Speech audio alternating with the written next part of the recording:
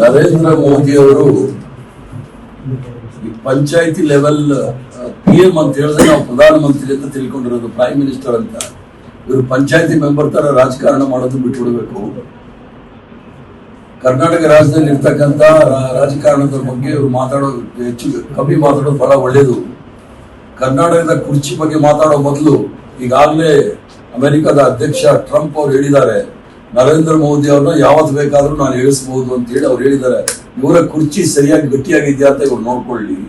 ಮತ್ತೆ ಎಫ್ಸ್ಟೀನ್ ಫೈಲ್ ಅಲ್ಲಿ ಇವ್ರದ್ದೆಲ್ಲ ಲೀಲೆಗಳೆಲ್ಲ ಹೊರಗಡೆ ಬರುತ್ತೆ. ಆವಾಗ ಅದನ್ನ ಯಾವ ರೀತಿ ಆ ಚೇರನ್ನು ಉಳಿಸ್ಕೊಳ್ತಾರೆ ಅನ್ನೋದು ಜನಸಾಮಾನ್ಯರಿಗೆ ಹೇಳಿದ್ರೆ ಬಹಳ ಉತ್ತಮ ಆಗುತ್ತೆ. ಸುಬ್ರಹ್ಮಣ್ಯ ಸ್ವಾಮಿ ಅವರು ಮತ್ತು ಮಧು ಕಿಶ್ವಾರ್ ಅಂತ ಹೇಳಿ ಒಬ್ಬರು ಫೆಮಿನಿಸ್ಟ್ ಬಹಳ ಕಠೋರವಾದ ಗಂಭೀರವಾದ ಆರೋಪವನ್ನ ನರೇಂದ್ರ ಮೋದಿ ಅವರು ಮಾತಾಡಿದ್ದಾರೆ.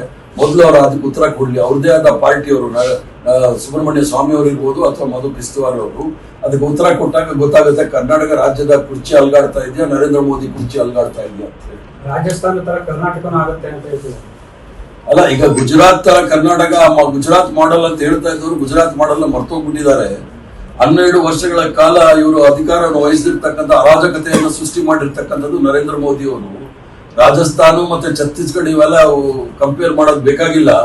ಬಿಹಾರಲ್ಲಿ ಯಾವ ರೀತಿ ನಿತೀಶ್ ಕುಮಾರ್ ಮುಗಿಸಿದ್ರು, ಯಾವ ರೀತಿ ಉದ್ಧವ್ ಠಾಕ್ರೆನ ಮಹಾರಾಷ್ಟ್ರದಲ್ಲಿ ಮುಗಿಸಿದ್ರು, ಅಕಾಲಿದಲ್ ಪ್ರಕಾಶ್ ಸಿಂಗ್ ಬಾದಲ್ನ ಅವ್ರು ಯಾವ ರೀತಿ ಮುಗಿಸಿದ್ರು, ಎಲ್ಲವನ್ನೂ ಸಹ ಯಾವ ರೀತಿ ಆಮ್ ಆದ್ಮಿ ಪಾರ್ಟಿನ ಮುಗಿಸಿದ್ರು, ಯಾವ ರೀತಿ NCP ನ ಮುಗಿಸಿದ್ರು.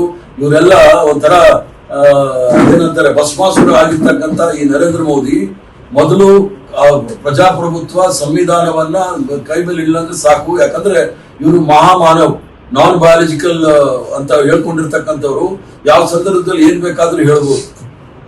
ಈಗ ಅವರು ಮಾತಾಡೋ ತರ ಮಾಡಿರೋದೇ ನಿಮ್ಮ ಹೈಕಮಾಂಡ್ ಅಲ್ಲ ಸರ್, ಇದೇನು ಹೊಸ ಇಶ್ಯೂ ಅಲ್ಲ. ಸುಮಾರು ವರ್ಷಗಳಿಂದ ನಿಮ್ಮ MLA ಮಾತಾಡ್ತಿದ್ದಾರೆ, ಸಚಿವರುಗಳು ಮಾತಾಡ್ತಿದ್ದಾರೆ. ಈಗ ಇನ್ನು ಯಾವಾಗ ಮಾಡ್ತೀರಾ? ಈಗ ಸಚಿವರು MLA ಮಾತಾಡ್ತಾ ಇದ್ದಾರೆ ಅಂದ್ರೆ ಮಾಡಬೇಕು ಅನ್ನೋದೇನು ಇಲ್ಲ.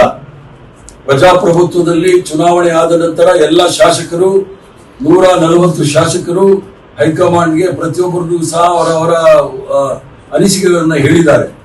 ಅವರ ಒಪ್ಪಿಗೆ ಪಡೆದೇ ಮುಖ್ಯಮಂತ್ರಿಗಳನ್ನ ಮಾಡಿರ್ತಕ್ಕಂಥದ್ದು. ಆ ತರ ಏನಾದ್ರೂ ಇದ್ರೆ ಹೈಕಮಾಂಡ್ ಹೇಳ್ಬೇಕೆ ವಿನಃ ನರೇಂದ್ರ ಮೋದಿ ಅಥವಾ RSS ಪ್ರೇರಿತ ಮಾಧ್ಯಮದವರು ಹೇಳಲಿಕ್ಕೆ ಆಗೋದಿಲ್ಲ.